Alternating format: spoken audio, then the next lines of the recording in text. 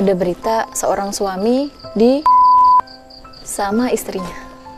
Ada berita lain lagi seorang istri sama suaminya. Ada berita lagi seorang selebgram, seorang artis yang di sosial media yang diposting tentang pernikahan sangat romantis sekali dengan pasangannya, dengan keluarganya, tapi kok ternyata bercerai, berselingkuh. Ada orang-orang di sekitar kita, saudara kita, orang yang kita kenal dekat, yang kita menilai awalnya adalah pernikahannya baik-baik saja, ternyata ada KDRT di dalamnya, ada perselingkuhan, ada pengkhianatan, dan lain sebagainya.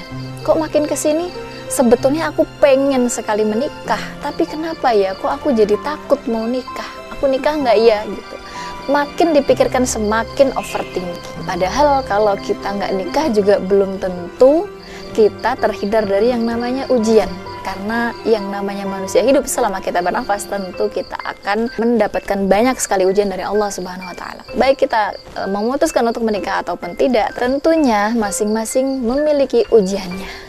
Jadi kalau kita menikah, ya bisa jadi ujian kita adalah di pasangan kita, bisa jadi di mertua kita, bisa jadi di ipar kita, bisa jadi di ekonomi kita, bisa jadi di pekerjaan kita, di lingkungan kita, dan lain sebagainya. Kalau kita tidak memutuskan untuk menikah, misalkan, bukan berarti kita juga terhindar dari yang namanya masalah. Tentu kita akan berpikir kemana saja, ngapain aja sendirian. Harus siap dengan omongan orang. Ih, kamu kok udah jomblo karatan, masih belum nikah juga, udah usia segini. Lihat tuh teman-teman kamu, udah punya anak, udah gendong cucu bahkan, dan lain sebagainya. Harus siap mental akan semua itu juga. Kemudian juga harus siap tidak memiliki penerus. Harus siap juga kalau misalnya sewaktu-waktu ya di usia tua kita tidak ada yang akan bersama dengan kita, tidak ada yang mengurus kita, dan lain sebagainya.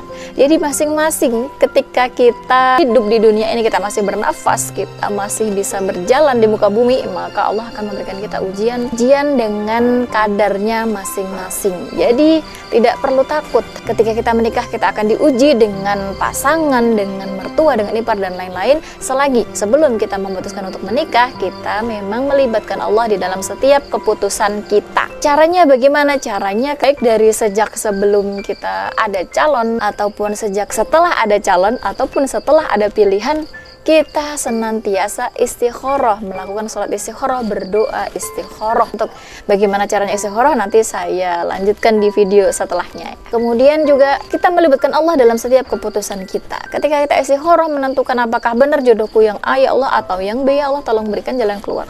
Ketika Allah memudahkan salah satu dari keduanya dengan syarat tertentu, harus ada kriteria wajibnya, harus dia sudah ada di situ. Dan setelah kita istikharah dipermudah sama Allah untuk bersama dengan si A ya.